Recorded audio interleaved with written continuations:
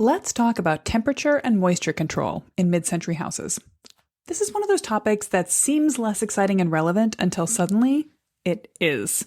And while our mid-century houses have the potential to do very well on being properly snug without being too sealed up, by the way, remind me to get into sick building syndrome and the 1970s some other time, they also do sometimes need a tune-up. And sometimes seemingly aesthetic changes to your houses, siding, soffits, or roof, can create problems today which didn't exist during all the decades your home was standing. Yes, I am going to talk about the moisture consequences, and I know that sounds icky, of painted brick and vinyl siding. Hey there, welcome back to Mid-Mod Remodel. This is a show about updating MCM homes, helping you match a mid-century home to your modern life.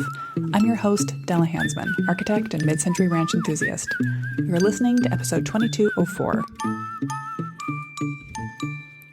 I have talked about adding insulation to mid-century houses in the past and about roofing choices for mid-century houses, but there is a topic that falls in between and is really important to get to, which is temperature and moisture control in mid-century houses. It's a very specific challenge, and it has to do with the fact that our assumptions and our ability to control human comfort and all of the tools that we employ to achieve it have been shifting a lot in the last 75 years. Of course, what I actually mean is that was a snippet of time out of a long period of flux before the mid-century houses started to fill in. But there was a dramatic, let's say, increase in the change and the technology implementation across residential architecture, particularly since our era. Just earlier this summer, I was talking again with my friend Adrienne Kinney of Mid-Mod, Colorado, about the way homes in Denver were built, and that in the mid-century, they were still being set up with no air conditioning whatsoever, just a swamp cooler on the roof and a thoughtfully arranged organization of windows to take advantage of prevailing winds for airflow. Now that has really shifted and people are retrofitting air conditioning systems into their homes. Now, this is not just a factor of us getting more squeamish and wanting to be more protected from the environment around us. It's also absolutely a factor of weather becoming more intense, and therefore, for even issues of safety, but certainly issues of human comfort, we need to address that with changes to our building systems and our homes.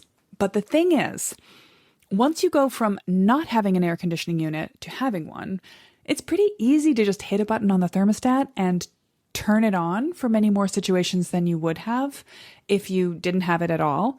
And what we're going to get into today is the difference between having an air conditioning unit and not, or having some amount of insulation or house wrap or not, aren't just a one-factor question. They are holistic, systems-based things. So this is going to become a little bit of a catch-all episode containing a number of lessons in building technology and maybe even the broader concept of thermodynamics that have me reaching back to my graduate school architecture education, but also sharing some of the most common sense things about how we build our homes, framing things in hopefully a way that makes logical sense, because this topic is important to homeowners. While temperature feels like a purely human comfort issue, it's just what we like. It's how we feel chill, for lack of a better word.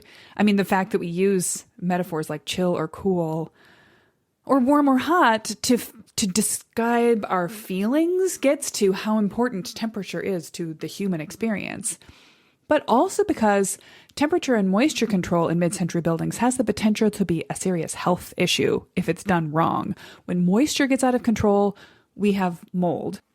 And mold is a real health hazard to look out for in mid-century homes.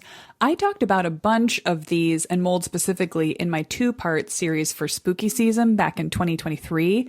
That would be episodes 1407 and 1408.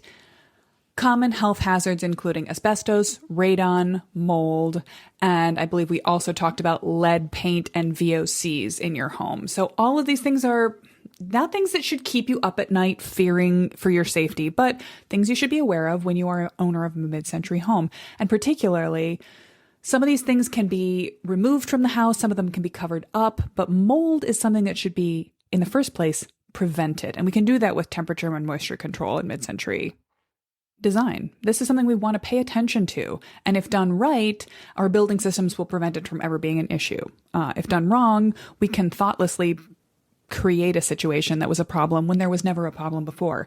That leads me into the other important reason that I want to tackle this from kind of a philosophical high altitude approach, a common sense approach, rather than telling you an answer, because there are a range of scenarios that are going to show up around temperature and moisture control in mid-century houses. It's not a one size fits all solution that I can give you for every home built in the mid-century. It's going to depend on your climate zone. It's going to depend on how your house was built, the structure of your house. There are mid-century houses built with CMU block walls. There are many mid-century houses built with stick frame construction, 2x4 walls. There are also houses built where the structure is separate from the walls, a post and beam style home, and they may have different solutions for insulation than your typical balloon frame, stick frame house. And in each of these cases, the building technology used in the mid-century is a little different than the houses built since then. So people who come in to do repair work on your house may or may not be familiar with the exact situation you've got. Also, that leads me into, this is an issue that you need to kind of have a high-level philosophical understanding of. You don't need to be an expert, and if you need expert advice, it's out there for you. But when you go to solve a problem of temperature and moisture control in a mid-century house, the person who's going to do that work is a specialist subcontractor. They're not a general contractor. Even if you're working with a general contractor on a bigger remodel, the question of insulation and air seal, the temperature and moisture control, comes down to different subcontractors with different specialist systems, techniques, materials, suppliers, and practices. So someone is going to be putting in batt insulation. Someone is going to be, a different organization would be hired to put in loose fill insulation. A different organization would come in to do a spray foam solution. This really reminds me of back in my first job in architecture when I was working a lot with sustainability and different energy effective and sustainably oriented solutions for homes. People would come to me as the designer, or they'd come to my boss really at that point as an architect and tell him that they'd talked to someone at an energy fair, or they met a friend of a friend and they were told that geothermal was the only solution, or they had to have passive solar, or they'd heard that solar electric was really effective, but solar heat solar water heating was really bad, or the opposite. And basically they'd just gotten a pitch from one particular technology supplier who, perhaps very honestly believed that their solution was a great one, but had a tendency to go apply it to every single scenario. Insulation is another one of those subcontracting categories that falls under the heading of each person, each sort of company or team or crew that does this work has a different product, a different type of insulation service they provide, they specialize in, and they have the materials and skills for. They have training in that particular type, and they will tend to believe that that particular solution is the best solution in most cases. Now, a good quality contractor will take their specialist solution up to some houses, look at them and say, oh no, what I do is not the right service for this building. But there are gray areas, and there are times when more than one type of solution could be applied. So a crew of folk who are used to doing one particular type are always going to recommend the type that they provide. So this brings us back to a very general mid-century homeowner problem of most contractors are going to recommend to you the solution that they have provided to their last 5 to 10 happy homeowners. That's true if the insulation solution has worked for the last 5 homes. That's true if the kitchen cabinet design has worked for the last 5 HGTV-loving gray shaker cabinet lovers who may or may not have been in mid-century homes. So you are going to be the arbiter of what's the right choice for your house. And again, if you're feeling completely swamped by this, get an independent home inspector to come out and look at your house and give you some advice. Talk to a range of different contractors who have different systems and ask them to explain to you why theirs is better or worse for you specifically than another type of insulation. You're going to have to do a little bit of work here, because every individual person you talk to who wants to sell you their service is going to be inclined to believe, and certainly to tell you, that their service is the right solution for your house. But they may not be correct. So I recommend you seek out an outside opinion. A building inspector is a great person for this. An architect is also someone who will have some insight. I'll say, while I do advise my clients on all of this, I wouldn't recommend that if you have specifically a temperature and moisture control in a mid-century building problem, that you come to me specifically, because I'm not a building science engineer. I'm an architect. And I have focused my attention on the design of spaces that work well for families and individuals who live in mid-century homes. But even though focusing on climate control isn't the deepest part of what I do every day. I have a little more perspective on this than the average bear, so I'm going to talk to you about it at length on the podcast today. So I am going to end this episode with some specific suggestions and answers that I've shared with my clients and students about their specific problems in their houses.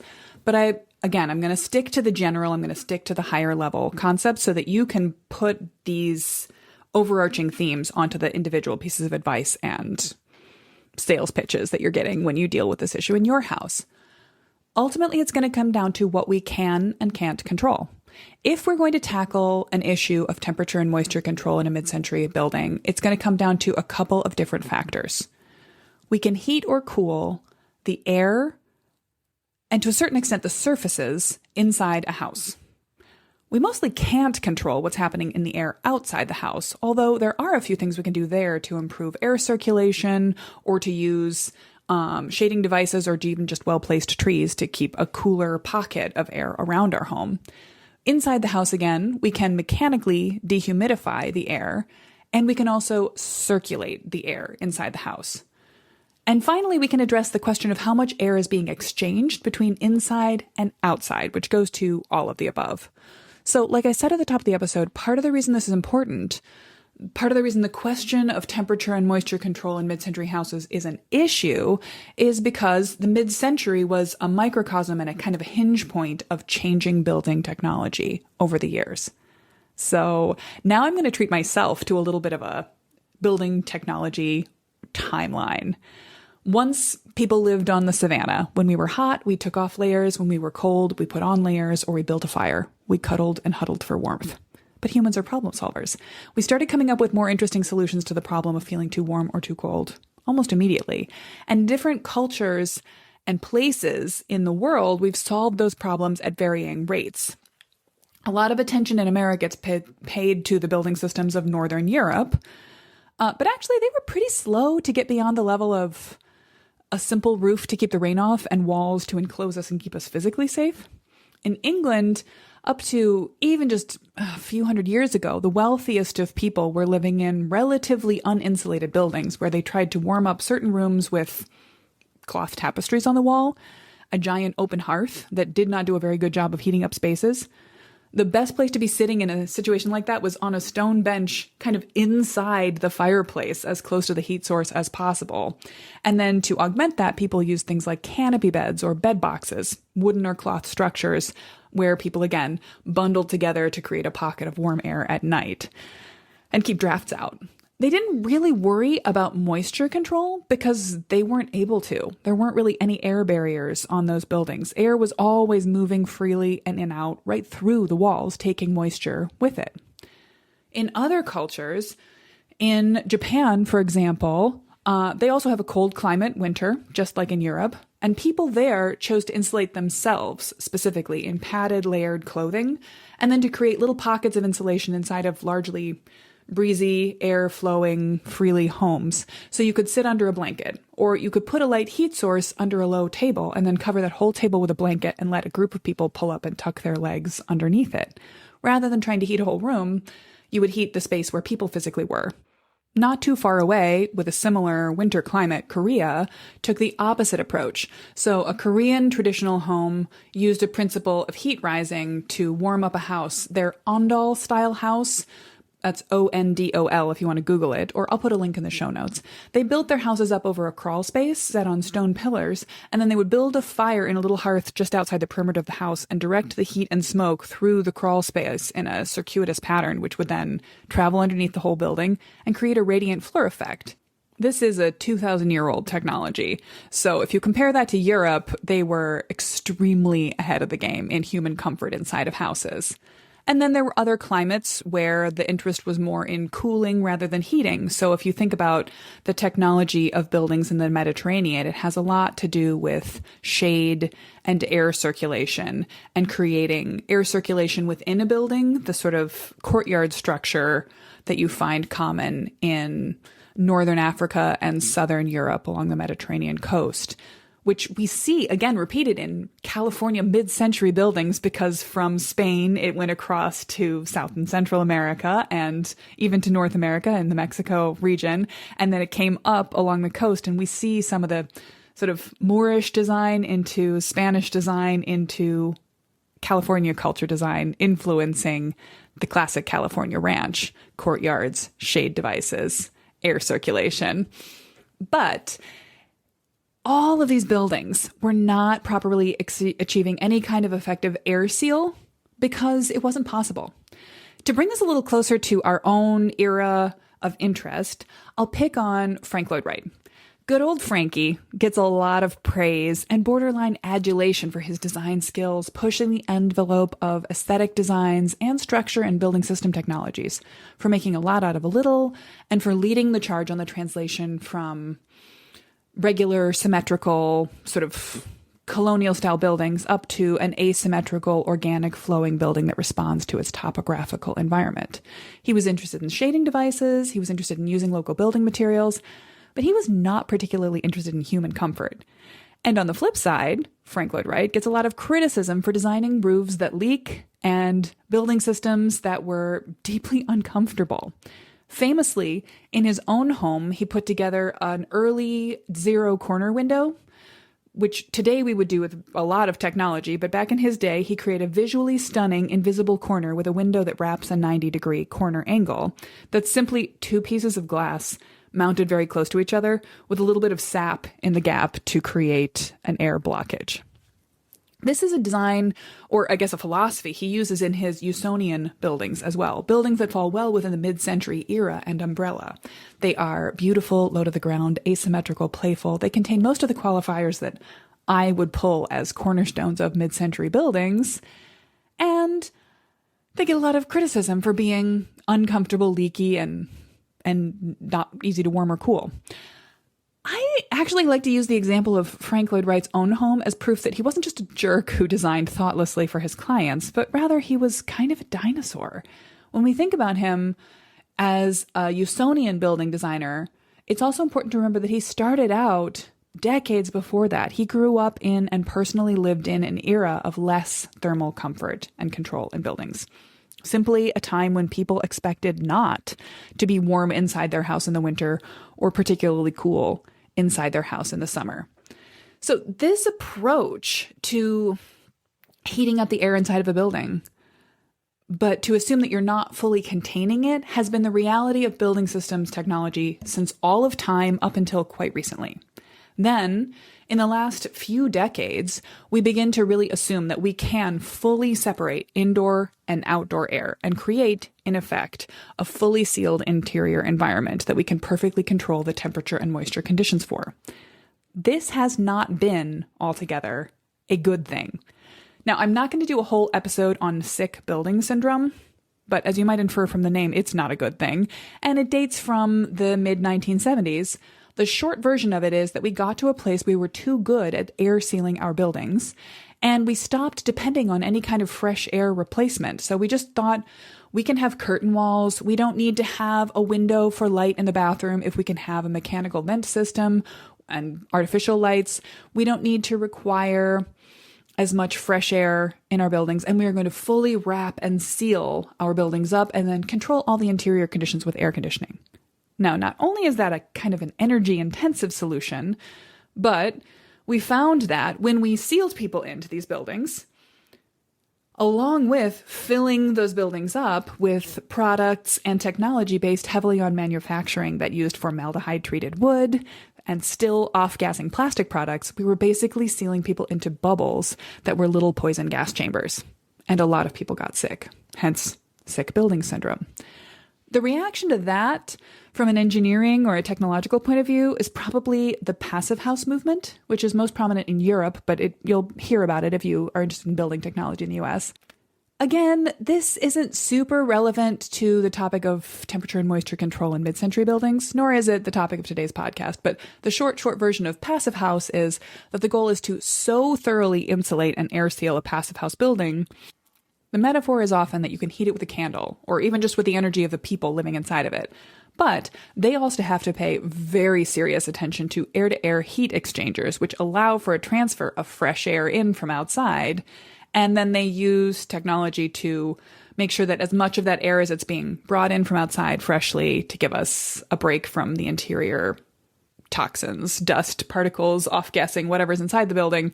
We're also stripping out and saving as much of the interior heated air and the moisture quality on the inside or the outside before we exchange it.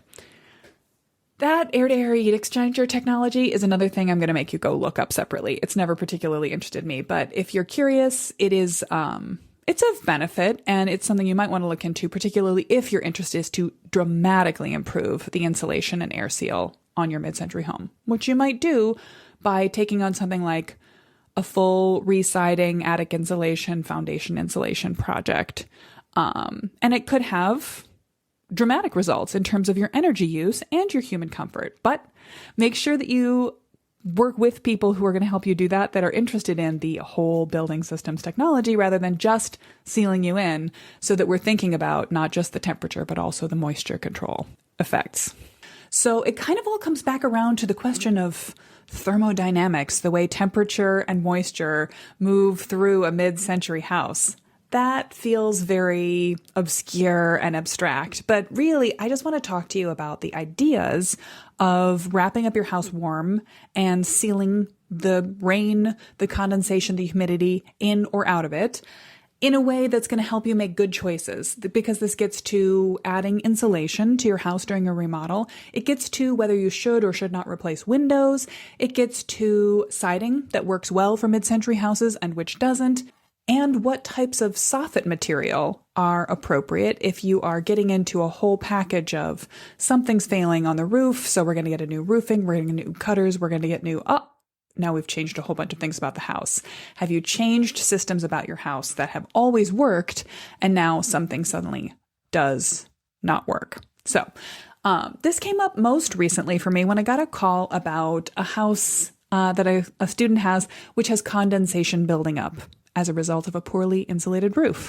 This sounds like the sort of intense problem. There's condensation in my house. It's probably going to form mold. I will find an expert. We will get right onto this.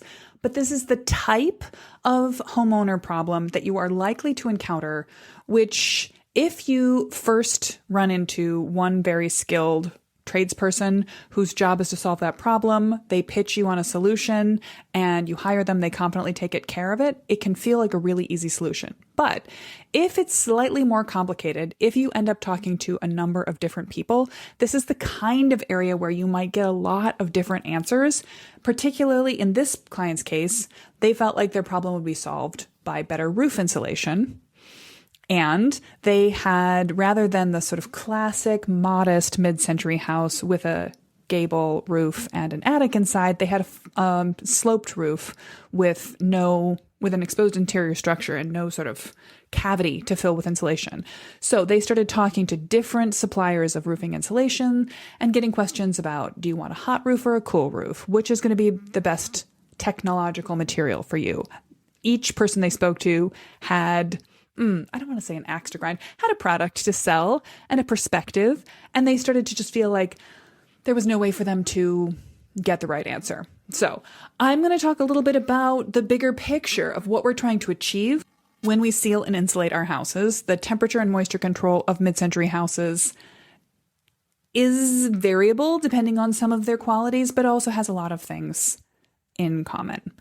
So this also, by the way, came up for me this summer. I was goofing around on my staycation week down from Mid-Mod Midwest, and I was rearranging the furniture in my bedroom. I shared a few pictures of putting a dresser into different spots on my Instagram story. And then I also decided to share a picture of the inside of my bedroom closet, which I never got around to painting when I moved into the house, and which has some visible moisture damage on the wall. It's due to the fact that there is a temperature and air circulation problem in that area, common to mid-century closets, because none of this house is particularly well insulated. I've talked about what's common for mid-century insulation in houses before, and the answer is in the early mid-century, they were probably using some sort of batt insulation product, but it is not really comparable to what we use today, and it's probably sliding down the walls, failing, not performing up to what it was originally meant to, and certainly not performing up to modern standards. Anyway, it's possible to lose a lot of temperature, to have a cold surface inside the walls of a mid-century house. One of the ways to prevent that is simply to circulate warm air inside the house. But if there is an area where the air is still and relatively warm, moist air touches a cool surface, anytime warm, moist air touches a cool surface, it's going to drop some of its moisture onto that surface. And over time, that can create a condensation problem. And in a closed-off closet without air circulation, that can create a moisture buildup problem. So the easiest solution to that, short of, tearing off the original redwood cedar siding I love on this house and re-insulating and re-siding it, is just to leave the closet door open more of the time. It's really as simple as that. Then, yes, could I insulate this house so that it performed better in the winter? Of course I could, but I'm not in a place where I'm moving to that direction yet. Could I control for the moisture, the humidity in the house at all times? Well, in the winter, when this is the biggest problem, it's actually quite dry in here, relatively. I personally am not the kind of homeowner who's running a humidifier inside the house, but you might be. And in that case, the answer is not turn off your humidifier. It's just make sure that there aren't any closed off areas, air circulating throughout the whole house. You might cut a vent in the wall next to a closed closet door, or you might just leave your closet door ajar. Not every problem needs an immediate, right now, expensive solution. Sometimes we can address the root causes of the problem, and sometimes we can just sort of stop the problem from recurring right now. So I think I'm just going to jump in by talking about that basic thermodynamic principle, which we've all observed. What happens when warm, moist air hits a cool surface? So this is how you can get moisture building up in a closet. But this is also, if you've ever noticed, if you pull the curtains on windows in the winter, you can find that there is moisture on the windows overnight. If you hark back to the sort of classic image of the deep past, frosty windows as a charming feature, windows get frost on them because the warm, moist air on the inside hits the cold glass surface, and then it gets so cold that it actually freezes, frosts. But you'll see this in a mid-century house. I have replacement windows in my house, not my choice, the previous owner's choice, and they are reasonably well insulated. But still, in polar vortex weather, when it's particularly cold outside, part of the way I make it warm in my house is not by having replaced the windows with the most top-of-the-line insulated windows, but simply by pulling down insulated curtains across the windows that largely fill the area from trim to trim, top to bottom, side to side, and get not a total air seal, but a decent air seal. This really helps warm up the house. It really helps me not lose warm air directly through the window glass. But when I open the curtains, when I open the blinds in the morning, there is often a little bit of condensation there because of that. Some warm air blew in there, got onto the surface, and condensed. The solution to that, again, there's a phrase in passive solar houses, passive solar active owner. And I think we get into the habit of assuming that our houses need no daily care or maintenance, no seasonal cycles. We sort of slip into this desire of a zero maintenance house that is always a little bit of a lie, and certainly is, I think, a bit of a problematic attitude for owners of mid-century houses. In my opinion, the solution to this problem is simply to raise the curtains in the morning and wander around with a microfiber cloth and just get that little bit of moisture mopped up. Problem solved. If I do leave it alone, there's a particular curtain in the guest bedroom I tend not to bother to walk all the way around to move, and it tends to get a little bit more murky back there. I have to clean it with a bit of bleach every now and then. Confessions of a poor housekeeper. But that issue, a little moisture condensing on your windows when it is cold outside, is easy to solve because it's visible. It's a much bigger problem if that same condensation process is happening, if moist, warm air is touching a cold surface somewhere hidden inside of the systems of your house, inside of the walls, at the outer boundary of the building. This is one of the many reasons why I am so persistent in recommending against painting brick and also against vinyl siding for a mid-century house. Because in both of those cases, what the homeowner thinks they're doing in the moment is giving their house a quick and inexpensive cosmetic upgrade. A fresh coat of paint over dirty old brick makes it look new, right? Well, we can have an aesthetic discussion on another day about why painted brick is inappropriate for mid-century in an era way, in an aesthetic way, but I really want to talk about this from a technical point of view. Today, creating a moisture barrier, an impenetrable layer at the outer edge of the house, is actually creating a place for water to be trapped. Now, this might happen in the form of rainwater, which you might think at first, if it rains against a painted brick wall, the paint will keep the water out. So it won't be inside the wall, not a problem. In that case, I'll tell you what my grad school building systems instructor told me, which is that water will always find its way inside the wall. It just gets there. And then we have to talk about the ways to let the water back out. Letting water out of the wall is one of the most important design considerations of any wall system. It doesn't need to be complicated, but it does need to exist. This is why we have flashing. This is why we have weep holes. This is why engineers spend their entire careers designing building systems that let water get back out of walls. But in a homeowner situation, if you paint a brick wall and then in the next few years of the freeze-thaw cycle, a few cracks in that paint develop at the top of the wall, a driving rain, water hits those cracks, works its way inside, it will now run down the inside of the wall and look for places to get out. This creates water pressure, which tends to make the paint bubble and buckle and come off more, which creates an aesthetic problem again. But it might also mean that some of the water just stays inside that wall.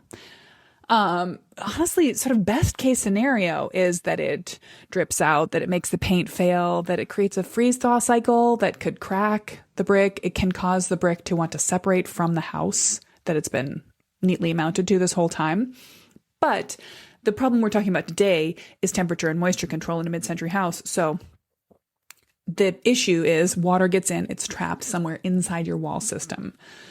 The same is true of vinyl siding. When a house did not originally have vinyl siding, but it's been added in the last 5, 10, or even 20 years, this means that a house that once performed perfectly with its existing systems for breathability, had a workable proportion of soffit vents, for example, had a good system of temperature and moisture control in a mid-century house, now begins to fail because the conditions have changed. Now it's not breathing through the gaps in the paint underneath wooden boards. Moisture is sealed in by that vinyl, and suddenly we've got an issue. And that issue is all the more important because it's not easily visible. So we were talking about how rain finds its way in and out, but it doesn't have to be rain. It could simply be warm, moist air. And when it's warmer inside the house, that warm, moist air is seeking to slowly work its way out. A lot of it will end up going up because heat rises, but some of it will work its way out through the walls simply because electrons move from excited to less excited states, and warm is always moving outwards towards cold, everything else being equal.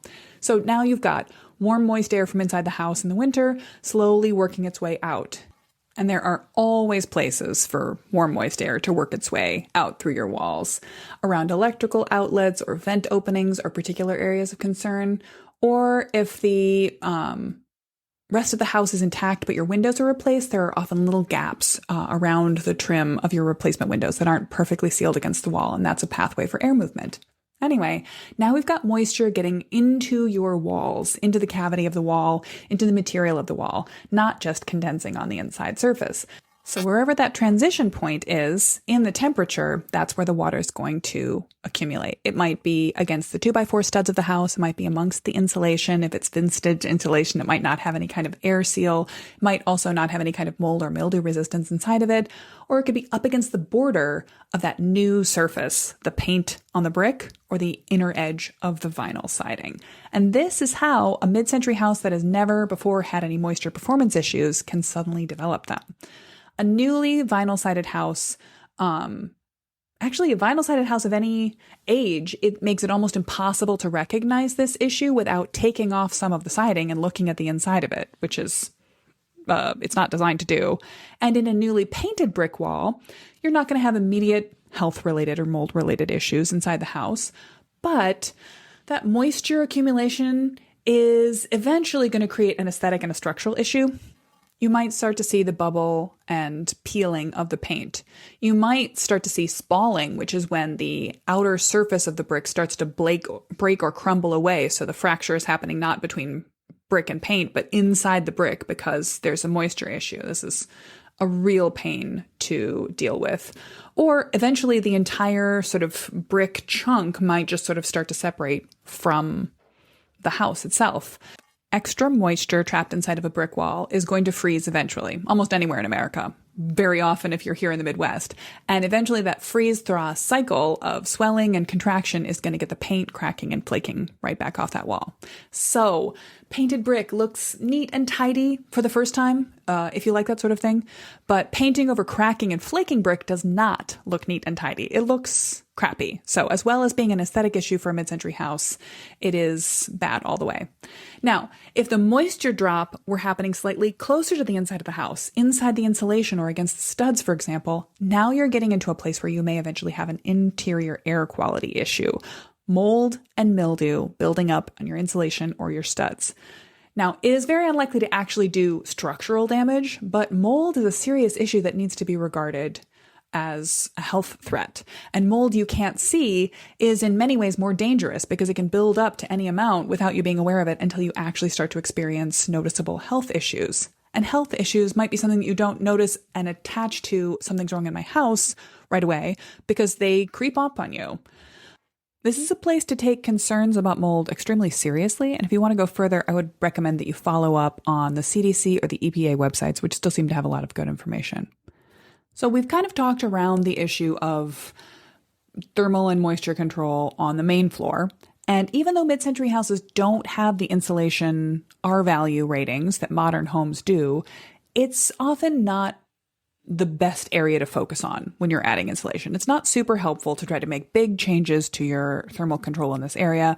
I don't recommend you tear off all your original siding to get at the interior of your exterior wall cavities. I don't recommend either that you go around demolishing all your interior drywall or plaster to add insulation to the house either.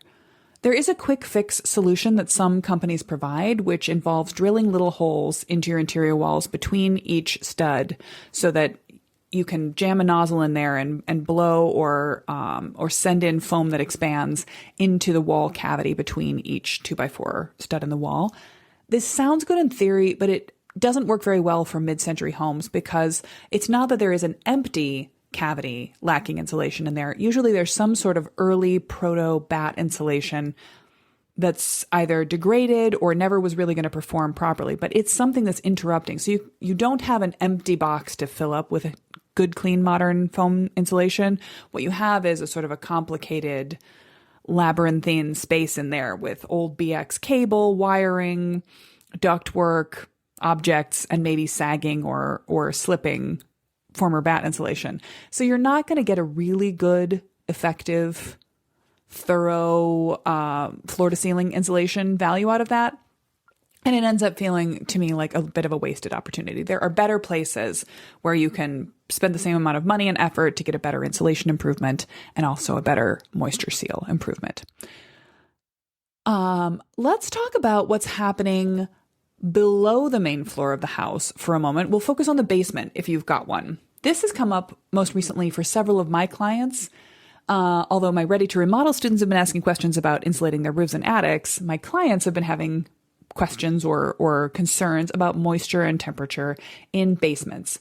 As it happens, although we do projects all over the continental US these days, I've got two design master plans that we just wrapped up in the greater Milwaukee area. And it may or may not have been in your news, but it was big news right here that Milwaukee just got a complete drenching. A big rain system was moving across the Midwest and kind of got stuck on the edge of Lake Michigan and rained very heavily for a 24-hour period, which caused all the rivers to run up to the top of their banks, parking garages to be filled inches or even feet with rushing water, and basements to fill. So the first question I asked each of these clients when we had our scheduled workshop call was, how did you do in the storms? Did you get water in your basement? This is a question Midwesterners ask each other after a storm. Did you get water in your basement? And if you live in another part of the country and your homes are typically built on crawl spaces or slabs, you might think it's weird to need to ask that question. Why have a basement if it's likely to get water in it? But we build basements in the Midwest so that we can have a foundation that goes below, deeper than the frost line, the level at which the ground will freeze in a cold winter, so that the freeze-thaw cycle doesn't literally push our buildings back up out of the ground. Because yes, that is a thing that can happen. So we need deep footings in the Midwest. In Wisconsin, in my climate region particularly, it's about a 4-foot frost footing. So you're digging down 4 feet below the soil level. You might as well dig down 3 more feet or 4, and you've got a 7 or 8 foot basement. And boom, that's double your square footage. It's great. But sometimes the area that is both below the frost line and above the water table might be an overlapping Venn diagram. In a case like that, there's still a lot we can do with French drains around the house, with grading and landscaping so that water that falls in the vicinity is directed away from the house. We can also put in mechanical drainage, sump pumps, which are basically tiny little wells in the basement that fill up with water, and then as they fill, a mechanical pump takes that water away and puts it into the municipal drain system. In normal circumstances, it's a fairly easy problem to solve to keep water out of your basement. But it is important to address this. It is a serious problem that can easily be solved. Storms can be a problem for letting water into Midwestern basements if, for example, your system works perfectly as long as the pump is always pumping, but the power goes out and suddenly those little walls are flooding because the sump doesn't have power to run.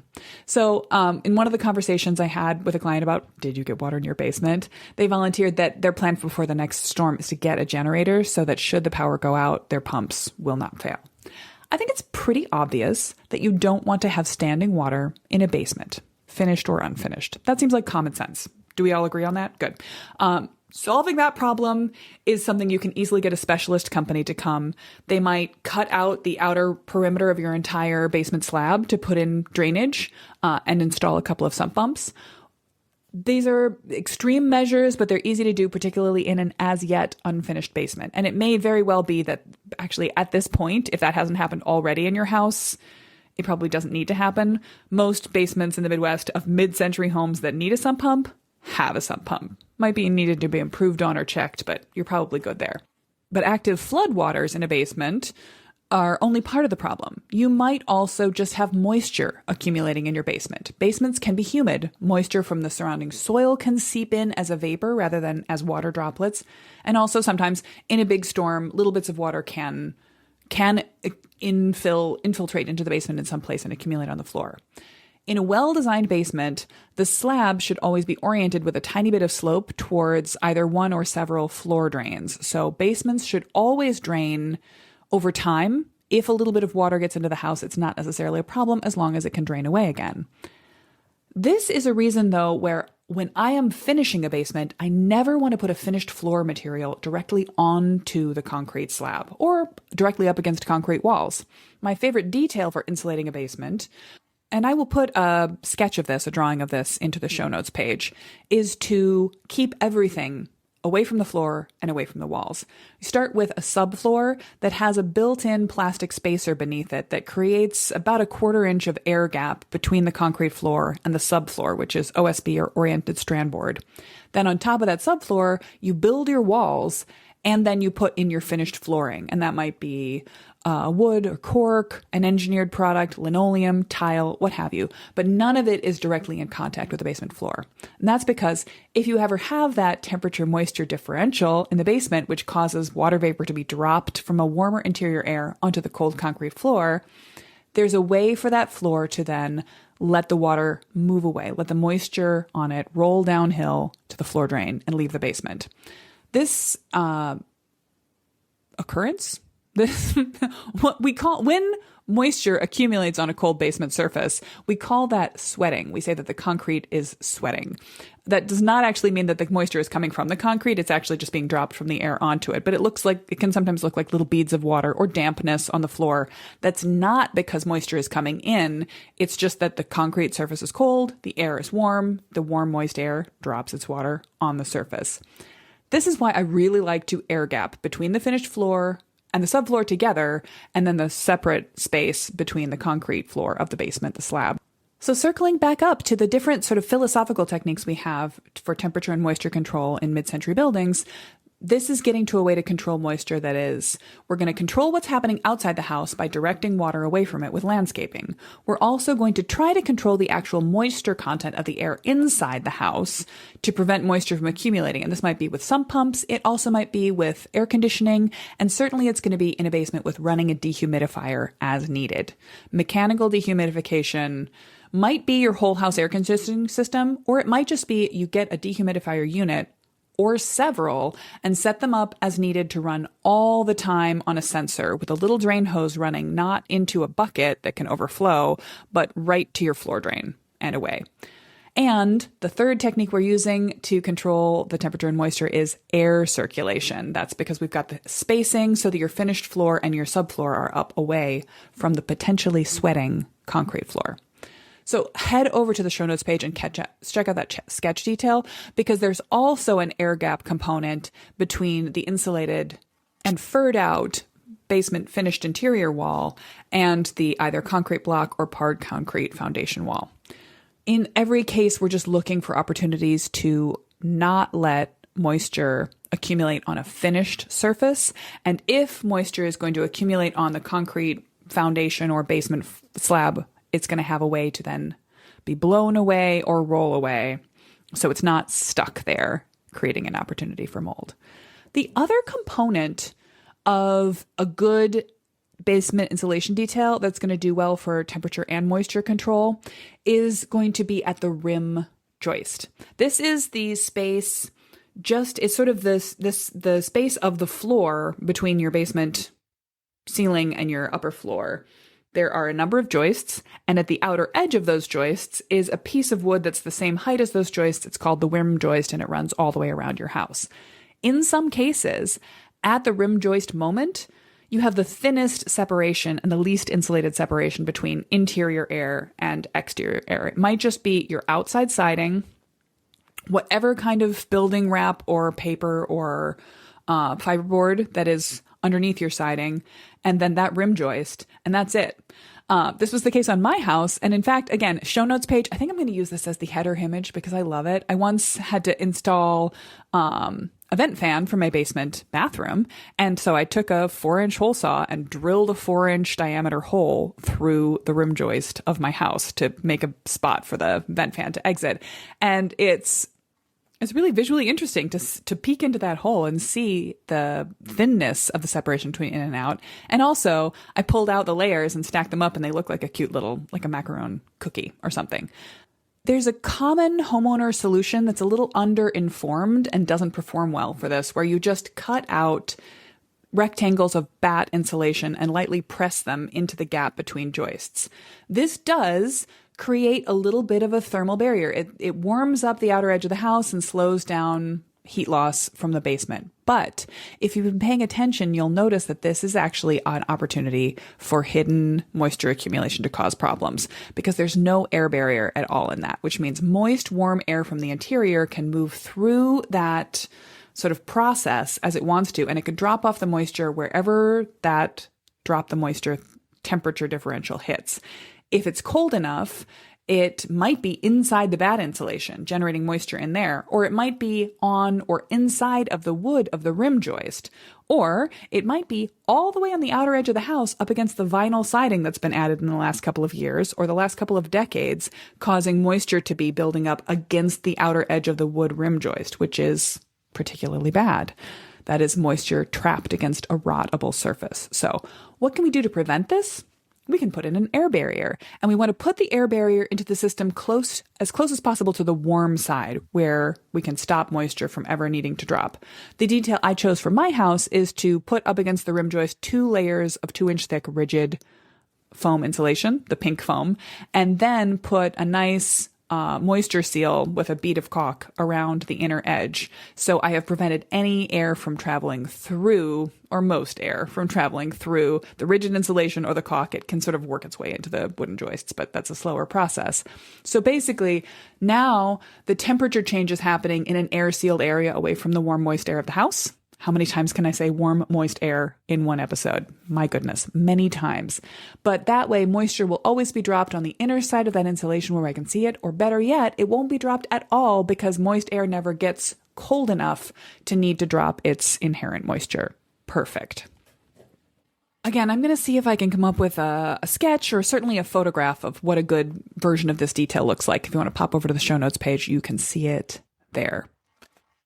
So let's come back to the inciting incident for this episode, getting 2 questions, one after another, 2 months in a row on the office hours calls about roof and attic insulation and ventilation. The first one was really about a client struggling with a slightly unusual, the less common version of a mid-century roof. Mid-century houses come in 2 flavors of roof, the kind with a triangular attic that you can add insulation inside of, and the kind where your roof structure is on the inside of the house. And so there's no attic container to insulate. So in this case, this ready to remodel student had the second kind of roof with interior exposed structure. And this does make for a slightly different situation. They have a moisture issue in their house. Moisture is accumulating because they don't have proper insulation in their roof, a cold surface. And they've been talking to a bunch of different contractors and getting a bunch of questions about which do they even want, a cold roof or a warm roof. And they're wondering, well, what the heck does that even mean? And also they're just being told a bunch of different companies are all saying, my solution is the best, pick me. And that can be a really overwhelming situation to be in as a homeowner. And we talked about that at the top of the episode too.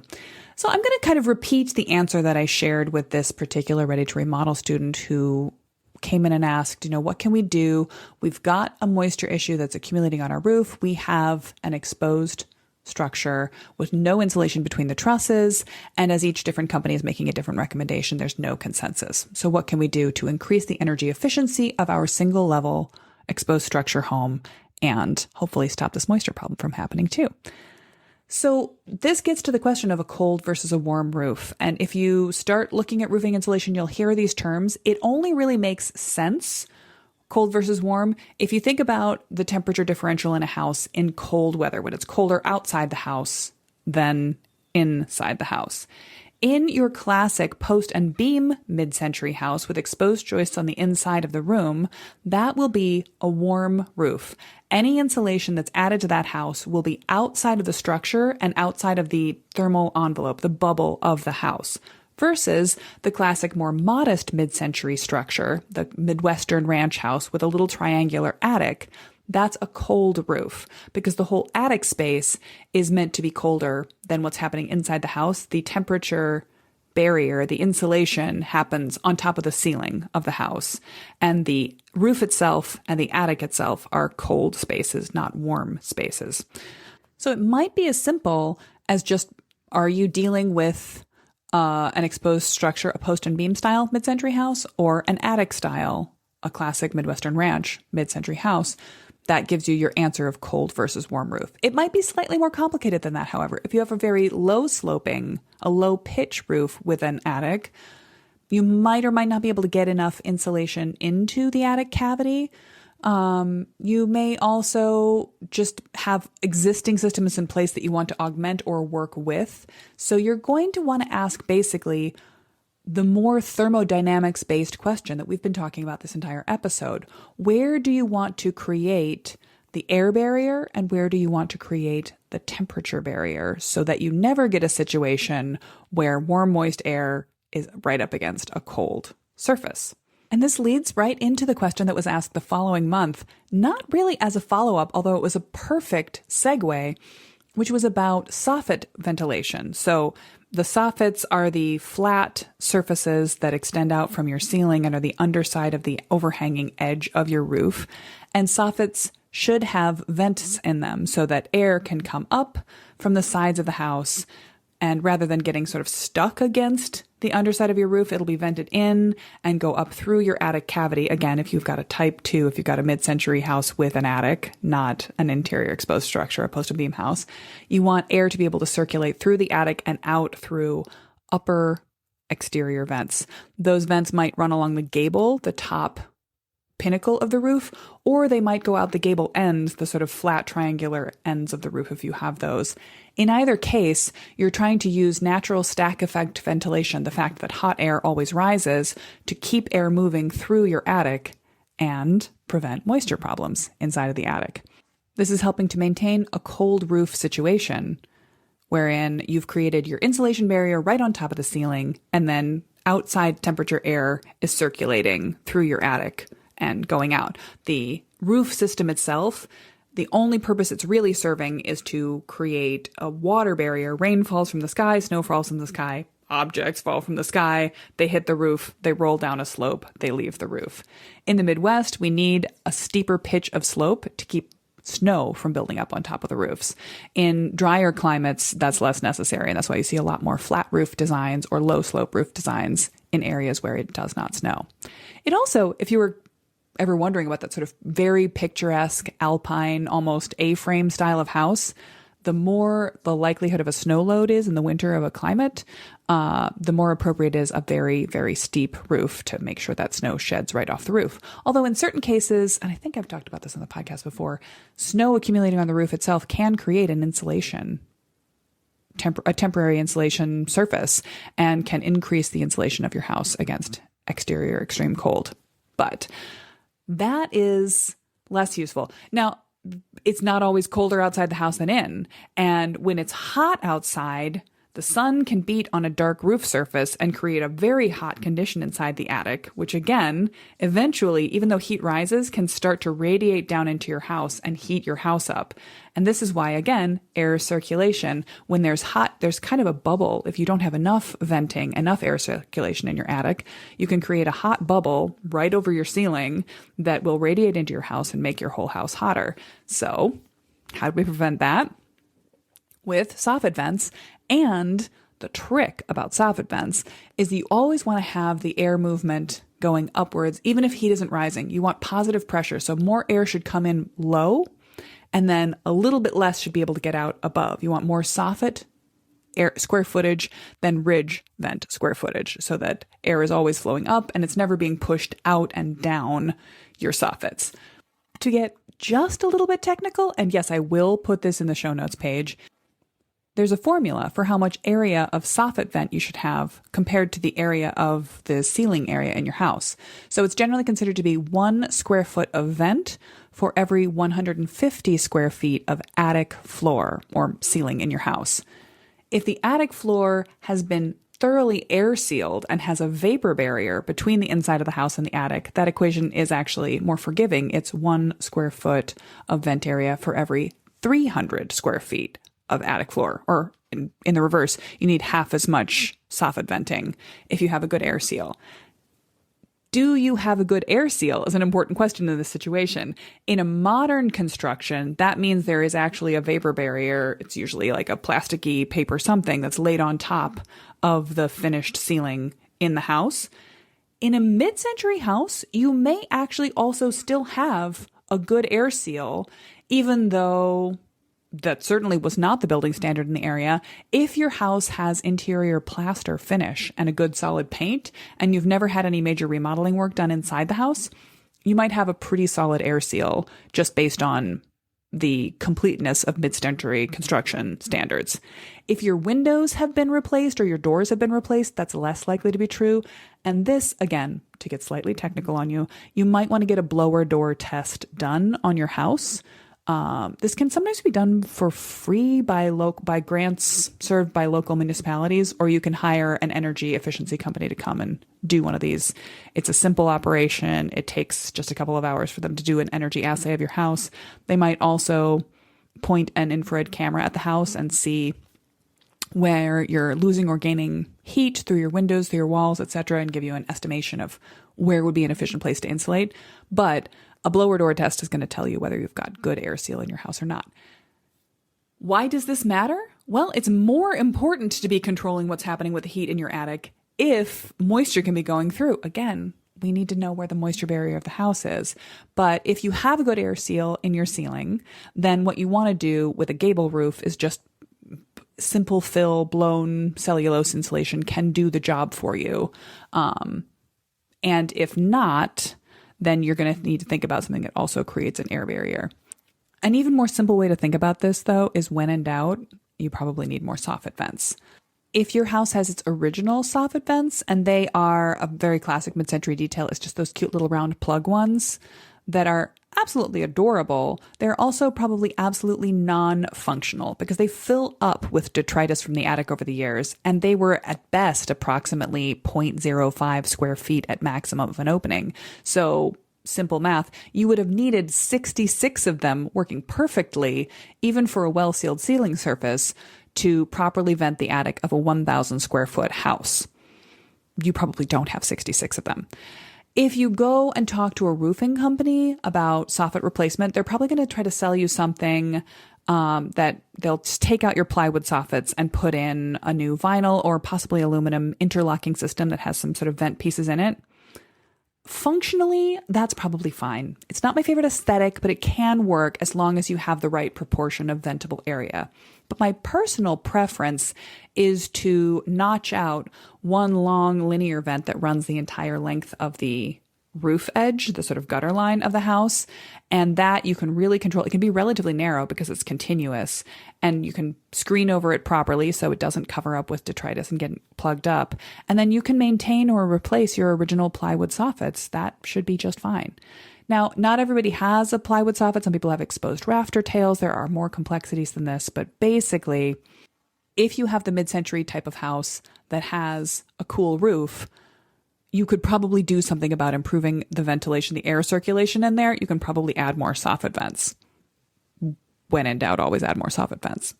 If you have the other type, if you've got a post and beam house and therefore you have a warm roof, the only way to add insulation on the inside is start to destroy that exposed structure. So probably to improve the insulation quality of an existing warm roof system, you're going to need to thicken the roof itself. You're taking off the outer layer, you're adding inches, maybe multiple inches of insulation. And sometimes there are details that it's possible to have a thicker amount of insulation over the house itself and then have it actually thin, almost taper as the roof edge is exposed beyond the walls of the house. So you can still have a relatively graceful, narrow fascia line. There are a bunch of details we've worked with clients over the years to solve this problem in different ways.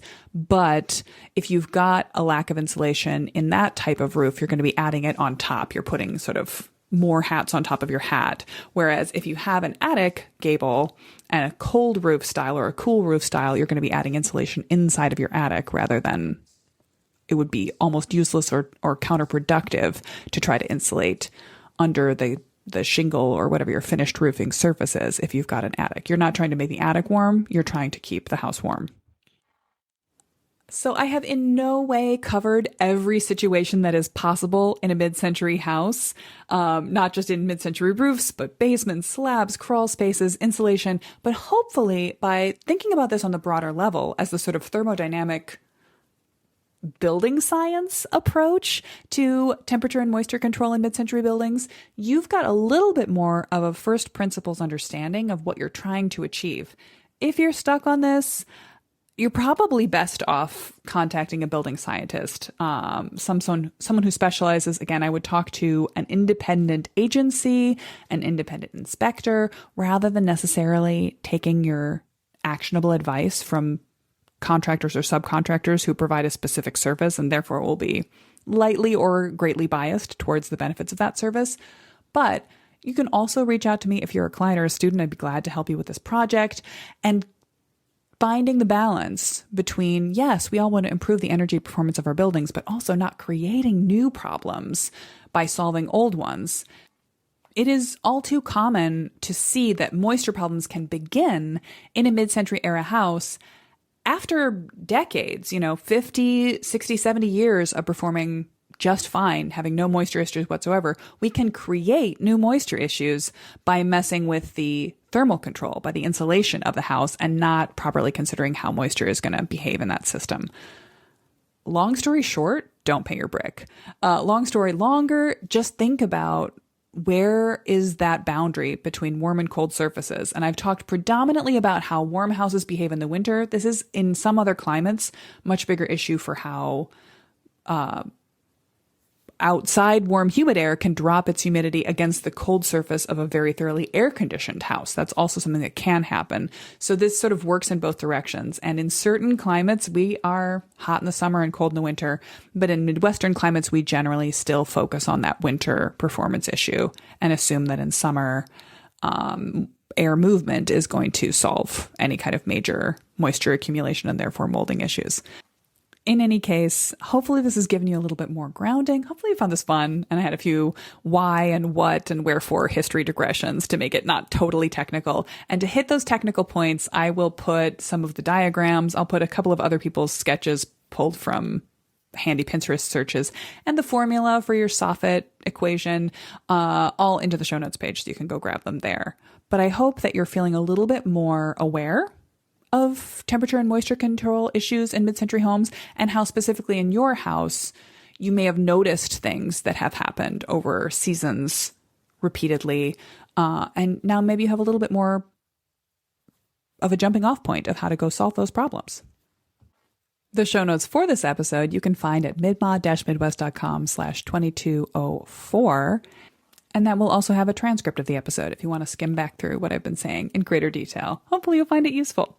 Next week, I'll be back with something really fun. Another interview with Jim Drzwicki of Ginkgo Leaf Studio. He is a regular guest on the Mid-Mod Remodel podcast because people keep asking questions that mean I need to go ask him questions about landscaping for a mid-century house. And next week, I'm particularly excited to share this episode because we're going to be talking about sort of first steps or DIY design guidance for people who want to make their own choices. If you're not necessarily looking to hire either a landscaper or a landscape designer, but you want to make better choices for your mid-century home's yard, next week's episode is going to be an excellent jumping off point. So I will see you there for that. And in the meantime, I hope that you are staying just as cool or as warm and dry as you would like to in the current season of your mid-century home.